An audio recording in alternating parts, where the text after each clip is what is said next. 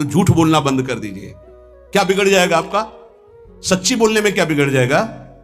सच्ची बोलना शुरू करोगे, हिम्मत नहीं रह जाएगी पाप करने की। ये जो पाप करने की तुम्हारी हिम्मत पड़ रही, झूठ बोलने के कारण पड़ रही नहीं। असत्य संपातक पुंजा, सबसे बड़ा पाप झूठ बोलना। उससे क्या होता है? हर चीज हम छुपाना चाहते हैं। किससे? उस सर्वज्ञ परमात्मा से, गुरुदेव से। नहीं, झूठ नहीं। नाम इसीलिए नहीं चल पा रहा। थोड़ी दिन नाम चलाएंगे, छूट जाएगा, क्योंकि आप झूठ बोलते हैं, पापाचरण करते हैं। अगर नाम को चलाना है तो नारायण स्वामी जी कह रहे हैं, पहली बात मौन का आश्रय लीजिए, कम बोलिए, अधिकतर चुप रहना सीखिए, तभी नाम चला पाएंगे। जो कार्य कर रहे हैं आप उस पर ध्यान दें, उस कार्य को एकाग्रता पूर्वक करें, वाणी को मौन रखें, उस वाणी से धीरे धीरे नाम उच्चारण करें। कम से कम 24 घंटे में 4 घंटे मौन का तो सबको अभ्यास कर लेना चाहिए। 24 घंटे में 4 घंटे मौन का। तो ऐसे ऐसे बुद्धिमान हो कहेंगे हम 6 घंटे मौन रहते हैं। कब? बोले जब सोते हैं तब। आप 4 घंटे करो, हम 6 घंटे मौन रहते हैं। 24 घंटे में हम 6 घंटे मौन रहते हैं। बहुत बुद्धिमान है। बोले आप 4 घंटे कहते हो, हम 6 घंटे मौन रहते हैं। तो कब आप मौन रहते हैं? बोले जब सोते हैं तो 6 घंटे सोते हैं, मौन ही रहते हैं उस समय। मौन जागृत की कह रहा हूं, 4 घंटे का। नारायण स्वामी के बहुत बड़े महापुरुष हुए, तुम 4 घंटे मौन का अभ्यास करो। ऐसा निकालो 2 घंटे, 2 घंटे करके 24 घंटे में 4 घंटे मौन। उस समय हम किसी से बात नहीं करेंगे, नाम जप करेंगे। कार्य करो, कार्य करने के लिए मना नहीं कर रहे हैं। कम बोलो। आजकल लोग अपनी जीवनी शक्ति को बोलने के द्वारा बहुत नष्ट कर रहे हैं। व्यर्थ की बातें करते रहते हैं। 4 आदमी चल रहे हो, आप पीछे चलिएगा, सुनते, बेमतलब की बातें। नाम जब नहीं होगा वो डिलीट नहीं होगी, वैसे ही बनी रहेंगी। अगले जन्म के लिए तैयार हो रहा है।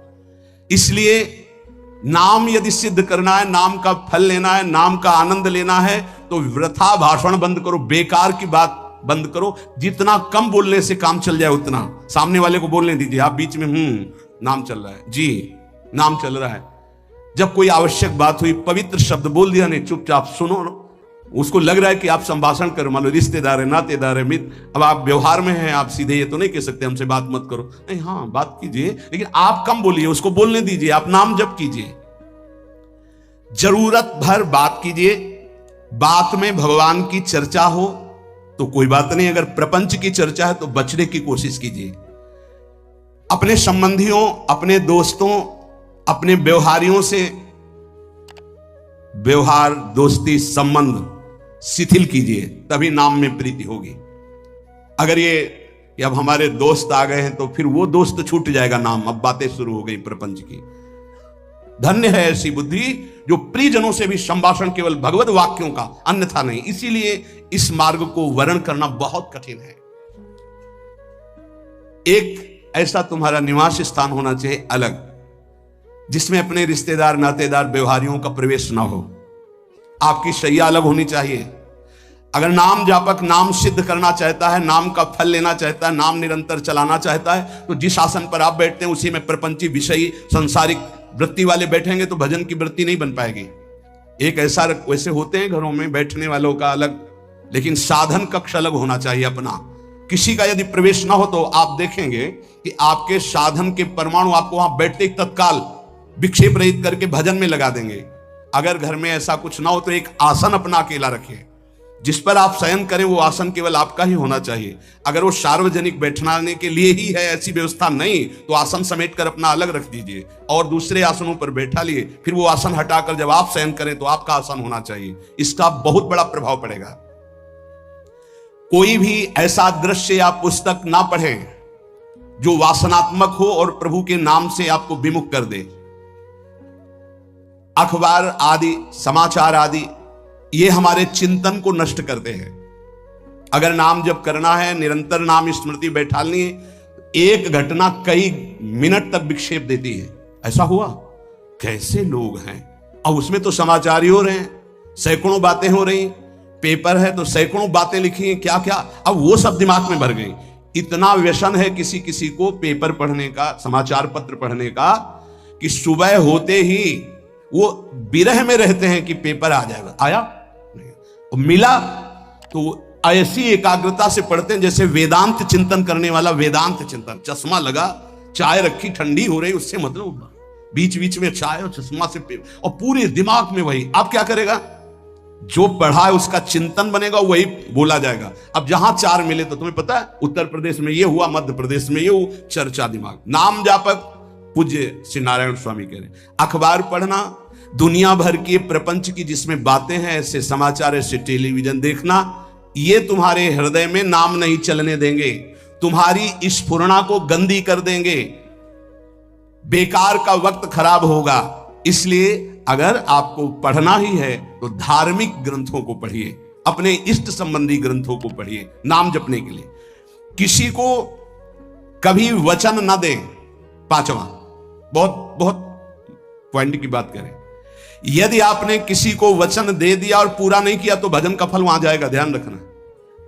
यही हमसे सब त्रुटियां होती रहती है अपने लोगों से।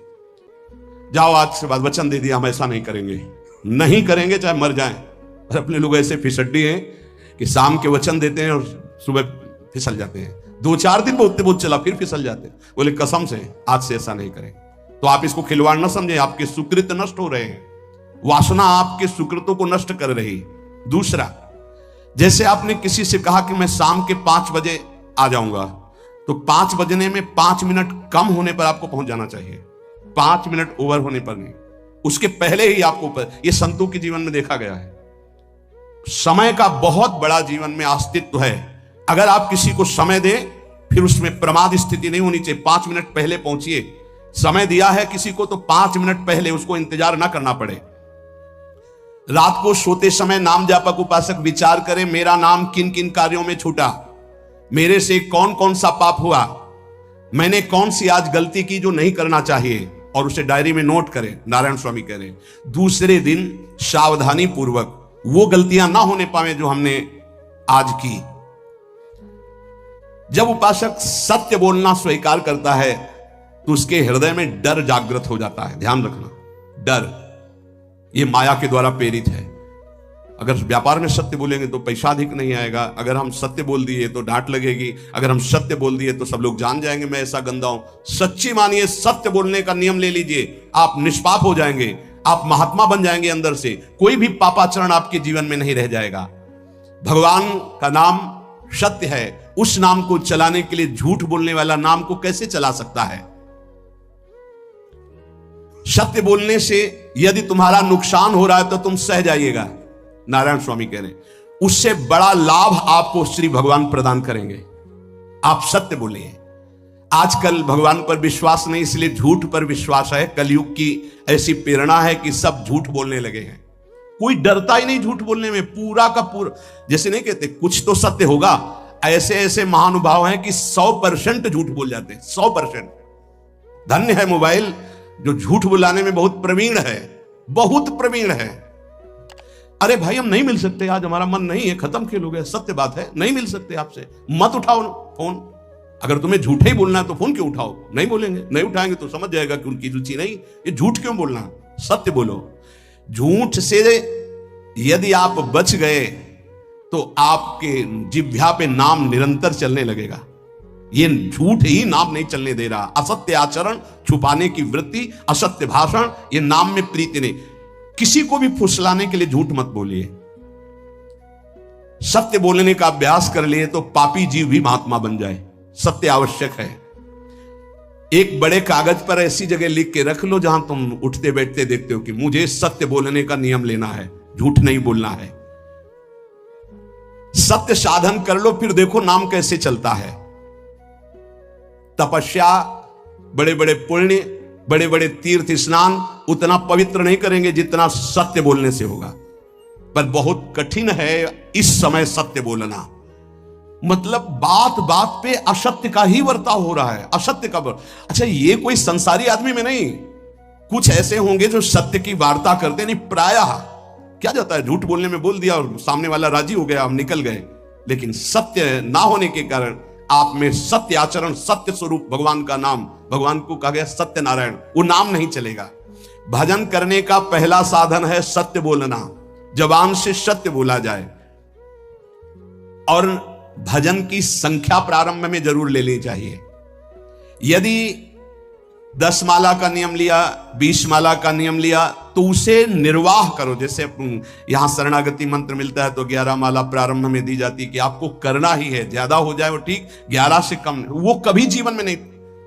अपने जीवन में गुरु आज्ञा 11 माला तो करनी है, हर समय करना है, पर ये मन थोड़े दिन तो नियम में चलेगा, इसके बाद छोड़ देगा। दीक्षा तब लेनी चाहिए जब गुरु आज्ञा पे चलने की हिम्मत हो, नहीं तो ऐसे ही नाम जपो करो। और जब नियम मिल गया 11 माला तो चाहे प्राण निकल जाए, हमको 11 माला पूरे करने, प्राण निकलने तक गुरु आज्ञा का पालन करना है। यदि आप नाम जब अधिक मात्रा में नहीं करेंगे तो जो आपको नाम मिला है उसका फल आपको अनुभव में नहीं आएगा। क्यों? क्योंकि नाम का हिस्सेदारी होती है, भजन की हिस्सेदारी होती है। जैसे किसी ने प्रणाम किया, वो भजन लिया। गृहस्थी को इसीलिए मना किया कि रास्ते में परिक्रमा मार्ग में हलवा पूड़ी ये सब बट रहा है, हाथ मत फैलाओ। वो दान कर रहा है, सुकृत कर रहा है, और कोई दूसरे ले विरक्त आदि। आप अपने भूख मिटाने के लिए 4 रुपया के चना लेके भले पालो, लेकिन दूसरे के द्वारा दिया हुआ हलवा मत पाओ। यहां धाम आए हो, भगवत कमाई करने आए हो, यहां नाम जप करो, कष्ट सहकर परिक्रमा दो। हो सके 4 रुपए की वस्तु लेकर के आप पशु पक्षियों को पवा दो, किसी एक का पेट भर, तुम मत पाओ दूसरे का। तुम चाहो तो उपवास कर सकते हो, या प्राण पोषण के लिए रूखा सूखा थोड़ा खा लो। ये दूसरे के आराम से धाम में हम आए 2-4 दिन खूब खाए पिए नहीं, भागीदारी हो जाएगी तुम्हारे पुण्यों की। वहां ऐसे फ्री नहीं है कुछ। भजन का भागीदार राजा भी होता है, जिसके राज्य में रह रहे हैं। जो अन्न देता है वो भजन का, जो वस्त्र देता है वो भजन। इसीलिए गृहस्थ को कहीं कुछ भी स्वीकार नहीं करना चाहिए, ये बहुत ध्यान रखें। अगर आप कहीं तीर्थ साधु आश्रम कहीं जाते हैं, कोशिश कीजिए कि किसी से सेवा ना ले, और अगर सेवा ले तो उसके अनुसार फिर अर्थ दे दे। अगर आपने वहां भोजन पाया, पान पाया, तो उसके अनुसार सोच ले कि अगर हम इतना खरीदते तो कितने का मिलता, वो दे दिया तो आपका भजन बच गया। कभी आपको कोई प्रणाम नमस्कार करे, तत्काल बराबर प्रणाम करो। किसी को अपना भजन का हिस्सेदारी नहीं, सबका मंगल हो। ये भजन जितना बढ़ेगा तो आपको भगवदाकार कर देगा। दिन रात 24 घंटे में 21,600 श्वास चलती है। 21,600 श्वास में 6 घंटा तो सोने के चले जाते हैं, उस समय तो चेतना नहीं रहती। अब हमको अगर 21,600 नाम हमको जपने को मिल जाए तो हमारी हर श्वास सार्थक हो जाए। जो हम 5-6 घंटा सोते हैं उसमें जिनका अभ्यास है तो बात अलग है, नहीं तो वो व्यर्थ जाती है। तो हमें एक श्वास में कई नाम जपने का अभ्यास करना चाहिए, जिससे 200 माला फेरने पर ये 21,600 श्वासों की गणना पूरी होती है। अगर हम 200 माला का नियम ले तो इतना हो सकता है। तो हमें लगता है अगर हर समय माला नहीं ले सकते तो श्वास वाली माला बहुत अच्छी रहती है। श्वास में 4 बार खींचो, 4 बार नाम लेते हुए छोड़ो। दूसरा साधन, एक छोटी माला ले ले, जो आजकल तो काउंटर चला है। काउंटर में ज्यादा सुविधा संसार के क्रियाओं में रहने वालों को होती कि क्या अपनी जेब में डाल लिया। तीसरा साधन वो बहुत कठिन है, मन की वृत्ति से नाम जप करना। माला, श्वास और मन की वृत्ति, उसमें श्वास की भी गणना का ध्यान नहीं रहता, उसमें केवल चिंतन होता है, चल रहा है। पर ये आखिरी स्थिति होती, इसी के बाद वो परिपक्व अवस्था होता है। जिह्वा से धीरे धीरे नाम उच्चारण करते हुए, ये पहला अभ्यास है। प्रारंभिक को एकदम मानसिक में नहीं पहुंचने की चेष्टा करनी चाहिए, 2-4 नाम के बाद मन प्रपंच में फंसा देगा। दूसरा अभ्यास कंठ में, जैसे हम जिह्वा से राधा वल्लभ सिंह, राधा वल्लभ सिंह, राधा वल्लभ सिंह, इसे वाचिक जप कहते हैं। मंत्र नहीं होगा, ऐसे नाम होगा। फिर उपांश ऐसे, फिर कंठ से चलता है, फिर हृदय से चलने लगता है, फिर नाभि से चलता है। जिसका नाभि से चलने लगता है उसका परावाणी के द्वारा भजन, वो सिद्ध पुरुष कहा जाता है। 4 वाणी, परा, पश्चंती, मध्यमा, वैखरी। वैखरी जो बोल रहे हैं, जो कंठ से, फिर हृदय से पश्चंती, परा नाभि से, मूलाधार केंद्र से लेकर के संपूर्ण ब्रह्मांड में इसमें नाम गूंज रहा है, वो सिद्ध पुरुष का होता है। पहला अभ्यास जिह्वा हिला करके शुरू करें, राधा राधा राधा राधा। फिर कंठ से, कभी हमारे सदगुरुदेव भगवान को देखना, अगर कोई आ गया और बातचीत का हुआ तो यहां से तत्काल चलता दिखाई देता ना, कंठ ऐसे ऐसे हिलने लगता है कंठ। अगर शांत बैठे तो फिर नहीं दिखाई, अगर कोई है आसपास तो इतनी तीव्रता लगन होती कि कहीं छूट ना जाए नाम। कंठ से विशिष्ट अभ्यासी का, फिर हृदय से परिपक्व अभ्यासी का, और नाभि से सिद्ध महापुरुष का, परावाणी से चलता है। अगर 1 वर्ष तक जिह्वा से अभ्यास किया जाए, ये मैंने किया है, नारायण स्वामी कहते हैं, तो दूसरे वर्ष में कंठ से प्रारंभ हो जाता है। 2 वर्ष कंठ से चले तो अगला हृदय से प्रारंभ हो जाता है, और हृदय से 3 वर्ष चले तो फिर नाभि से 7 वर्ष में नाम सिद्ध हो जाएगा। अगर नियम पूर्वक झूठ ना बोले, सत्य आचरण करे, ऐसे नाम जप करे। हम ये कहते हैं कि चलो थोड़ा धीमे ही सही, पर 12 वर्ष में तो आपको सिद्ध हो जाना चाहिए। 12 वर्ष, यहां बोले 30 वर्ष के 50 वर्ष हो गए साधन करते हो, जो कहते हो कोई परिवर्तन नहीं, इसका मतलब अंदर से नाम नहीं चलाया जा रहा, नाम में रुचि नहीं। 12 वर्ष में तो वो भगवत साक्षात्कार करके जागृत स्वप्न सुषुप्ति अवस्था पर विजय प्राप्त कर लेता है साधक। ऐसा ही स्वामी जी ने किया। नारायण नारायण नारायण नारायण नारायण, ऐसी सिद्धावस्था हो गई थी। एक टाट की लंगोटी, एक रस्सी कमर में, बस। बड़े ही उच्च कोट, और बहुत बड़े अरब खरबपति घर के बालक थे। सारी सिद्धियां उसके पैरों में लौटने लगती हैं, जिसका नाभि से भजन प्रारंभ हो जाता है, परावाणी से। अजपा जाप उसे ही कहते हैं जो नाभि से होता है। अजपा जाप करने वाले उपासक में जो अजपा जाप करने की चाह रखते हैं, पहला भोजन पर ध्यान दे, सात्विक भोजन, पवित्र भोजन। भाई नाम का स्वाद नहीं मिला तो कुछ लोग जो है बहुत प्रसन्न होते हैं जब सांसारिक पदार्थ आता है। बड़ी कृपा श्री ठाकुर जी की रही है कि इस विषय पर जो है बहुत परिपक्व किया है। रोटी नहीं मिली, ये रबड़ी रसगुल्ला की तो बात जाने दो। गंगा का किनारा, गांव में जाना नहीं, जो आकाश वृत्ति से वो आ जाए वही। आप लोगों को तो रोटी तो मिल रही है। पहला नाम सिद्ध करने के लिए भोजन सात्विक और थोड़ा, अगर एक समय पाके निर्वाह कर लो तो अच्छा, नहीं तो 2 समय। 3 समय पाने का तो अधिकार ही नहीं साधक को।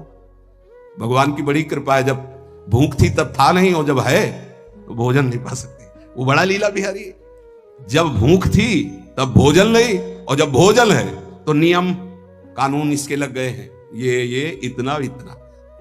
दूसरा, पहला भोजन पर पवित्र। देखो नाम जप के लिए बहुत आवश्यक है, यही जीवन है कि अगर आप नाम जप करने लगे तो हमारा बोलना, हमारा जीना सार्थक हो जाएगा। अगर नाम जप आपको करना है तो पवित्र भोजन होना चाहिए। 2 टाइम भोजन पाना है तो थोड़ा थोड़ा पाओ, पेट ना भरने पाए, ऐसा ना लगने की वजन बढ़ गया है। वजन बढ़ गया है तो भजन घट गया है, वजन घट गया है तो भजन बढ़ गया है। देखो तुम्हारे संसारिक संबंधी माता पिता चाहेंगे कि तुम्हारा चिकना शरीर होना चाहिए, हष्ट पुष्ट होना चाहिए, लेकिन हम चाहेंगे कि तुम्हारा भजन पुष्ट होना चाहिए, भगवदाकार वृत्ति होना चाहिए। शरीर तो आज है, कल नहीं रहेगा, चाहे जितना चिकना कर लो। संसारिक माता पिता के प्यार में और गुरु के प्यार में यही अंतर है। वो आपके स्वरूप को पुष्ट करेगा तो शरीर तो अपने आप, मन प्रसन्न है तो वो स्वस्थ है, अस्वस्थ होने पर भी स्वस्थ है। अगर शरीर स्वस्थ है और काम वासना है, नाना प्रकार की चिंताएं, ये थोड़ी माता पिता दूर कर पाएंगे। वो तो तपस्या और साधना से ही दूर होती है, ध्यान रख लीजिए। अधिक भोजन पाना, शरीर को बहुत पुष्ट बलवान कर लेना, तो हर इंद्रियों को भोग देना पड़ेगा आपको। वो कोई तपस्वी होता है, जो तपस्वी होता है वो संयमी होता है, जो संयमी होता है उसके चर्बी नहीं होती, ध्यान रखना। युक्ताहार विहार से, प्राण पोषण के लिए केवल शरीर में अन्न जाए तब नाम में प्रीति होगी। खाते खाते अनेकों जन्म व्यतीत हो गए, वर्षों व्यतीत हो गए, अरे अब तो भजन कर लो, कहां तक खाओगे? ये नरक कुंड है, डाला विष्ठा बन गया। नींद, एक नियम बना लो कि इतना ही सोना है। पता नहीं सोने में कौन सा सुख, नींद में केवल एक बात का सुख होता है, आपका संसार का चिंतन नहीं होता, तो आप जो शांत रहते हैं वो सुख होता है, लेकिन वो तमोगुणी सुख है। अगर आप जागृत में संसार का चिंतन न होने दें और भगवत चिंतन कर रहे हैं तो आप महापुरुष हो जाएंगे। सो के जीवन क्यों बर्बाद करते हैं? एक टाइम रखिए सोने का, बस। ये कोई तुम्हारा सुख नहीं है, ये तमोगुणी सुख है। निद्रा आलस्य प्रमादोत्तम तत्तामस मुदाहृतम। तो एक बात समझ लो, यद तज्ञ विषमी परिणामे अमृतोपमम। जिसमें विष जैसा शुरुआत में लगता है उसका परिणाम अमृत होता है, और जिसकी शुरुआत अमृत जैसी लगती है उसका परिणाम विष होता है। प्रातःकालीन उठ करके सत्संग में आना विष जैसा लगता है, लेकिन उठ के आ रहे हो तो इसका फल अमृत होगा। ब्रह्म मुहूर्त में सो रहे हैं, जीवन बर्बाद कर रहे हैं, अरे ब्रह्म मुहूर्त में उठिए, स्नान कीजिए और सच्चिदानंद भगवान में चित्त को जोड़िए। ये विष जैसा लगता है, परिणाम अमृत जैसा होता है। तीसरा, 24 घंटे में 1 घंटे का तो एकांतवास करना सीख ही लो, चाहे गृहस्थ हो चाहे कोई भी हो। 1 घंटे हमसे कोई बात नहीं करेगा, अपने दरवाजा बंद, थोड़ा 1 घंटे कोई ऐसा समय निकालो जिसमें चित्त को केवल श्री कृष्ण से जोड़ो, प्रियाजू से जोड़ सको। चौथा, विरक्त साधक, तकिया, गद्दा, ये सब चीजें अगर लगा के सोओगे तो नाम जप नहीं होगा। देखो, हितधाम में कुशासन और एक ईंट कुशासन के नीचे, सर्दी में ओढ़ने के जो हमारे कंबल थे वो आटे का बोरा बलराम जी ला के दे थे। जीवन को यदि आप कसौटी पे नहीं कसेंगे तो भजन नहीं होने वाला। अब तो शरीर रोग से ग्रसित है, आप चाहे जहां रखो चाहे जैसे रखो, प्रियाजू जाने। जब तक हमें भगवदाकार वृत्ति ना हो जाए तब तक विषयों को स्वीकार नहीं। ऐसे हैं साधक, बड़ा सुख मिलता है। एक ऐसे पड़ा हुआ है आसन, उनके कमरे में जाके देखिए, केवल आसन ही है। कितने ऐसे साधक राधा किलकुंज में रहते जिनकी चटाई केवल है, न तकिया है, न गद्दा है, न कोई। उसी चटाई को ऐसे खड़ा कर दिया, बिछा लिया, बस उसी में पड़े, भोजन मिला पा लिया, ऐसे रह रहे हैं। कमरे में देखो जाके तो ऐसा लगेगा कि इसमें कोई रहता ही नहीं, कुछ है ही नहीं, केवल चटाई है। तकिया गद्दा विशेष विलासिता की वस्तुएं तो नाम जप नहीं होने वाला, ध्यान रखना। जहां पड़े आराम से नींद आ जाएगी, सो जाएंगे, और जब तो नींद उतनी आएगी जितनी आवश्यकता है। भजन का खजाना तिजोरी में रखें, कभी किसी से बताएं नहीं कि आपका भजन कितने माला कितना होता है। पूज्य नारायण स्वामी जी कह रहे हैं, भजन को खजाने में रखने का मतलब है लूटने वाले डाकू माया भेजती है, काम क्रोध लोभ मोह मद मत्सर आदि, और प्रिय गृहस्थ भगत आदि।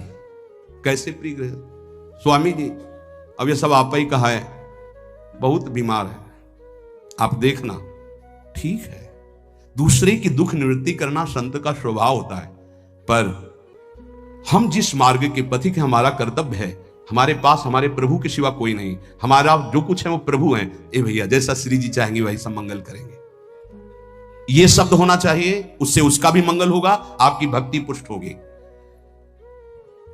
कभी भी जो गृहस्थ में भजन करता है, किसी भी तरह का किसी से भी कोई प्रतिग्रह ना ले, नहीं ले लो, ये लो ही बढ़िया है, रख लो, नहीं महाराज हमारा ये मार्किन का गमछा ही काफी है हमारे लिए, नहीं नहीं नहीं, ये प्रसाद पाल, हाँ इतना किनका दे दीजिए, भगवत प्रसाद है, ये हमारे लिए पर्याप्त। गृहस्थी में अगर आप भजन करते हैं तो अपने भजन को बचाने के लिए किसी से भी दान पुण्य, किसी का भी बट रहा है वो स्वीकार ना करें, किसी से प्रणाम नमस्कार, किसी से अपनी सुविधा सेवा स्वीकार ना करें। और जो विरक्त है उसको ध्यान रखना चाहिए कि हमारा जीवन केवल जगत मंगल के लिए विश्वेश्वर भगवान को समर्पित जीवन है, ना हम किसी को शाप दे सकते हैं, ना किसी को वरदान दे सकते हैं। सेवक स्वामी की इच्छा को देखता है, ऐसा ऐसा, हाँ प्रियाजू की जैसी इच्छा होगी वैसा नहीं, आप ऐसा नहीं, प्रियाजू का बस जबान से कभी ना किसी के प्रति शाप का, और ना हरिराम व्यास जी ने कहा है कि शाप और वरदान हमारे स्वामी की, तो हमें हर बार में यही बोलना है, जैसी प्रियाजू की इच्छा,